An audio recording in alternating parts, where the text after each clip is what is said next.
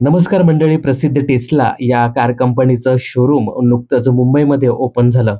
भारतातील या पहिल्या वहिल्या शोरूममधील पहिली गाडी महाराष्ट्राचे परिवहन मंत्री प्रतापराव सरनाईक यांनी त्यांच्या नातवासाठी घेतली. मंत्री प्रतापराव सरनाईक यांनी ही गाडी खरेदी केल्यानंतर बऱ्याच लोकांनी त्यांच्यावरती मोठ्या प्रमाणात टीका केली.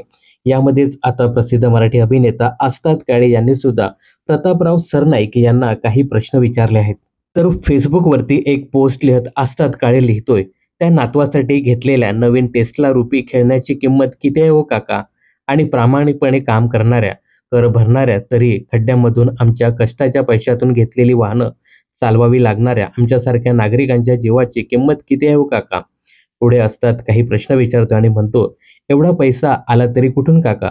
तुमच्या लाडक्या नातवाला हे खेळणं घोडबंदर रस्त्यावरून न्यायला सांगा ना, बाकी लाल दिव्याचा ताफा बरोबर न घेता. अर्थात या प्रश्नांची उत्तरं मिळणार नाहीत, पण आपण प्रश्न विचारत राहायचं, असं परखड मत त्याने सोशल मीडियावर मांडलं आहे. भारतात या कारची किंमत 70 ते 75 लाख रुपये असल्याचं सांगण्यात येत आहे. तर आजच्या या पोस्टवर तुम्हाला काय सांगायचं हे कमेंट्स करून नक्की सांगा. मनोरंजन क्षेत्रातील अशाच फिल्मी अपडेट्स जाणून घेण्यासाठी चॅनलला सबस्क्राईब करा.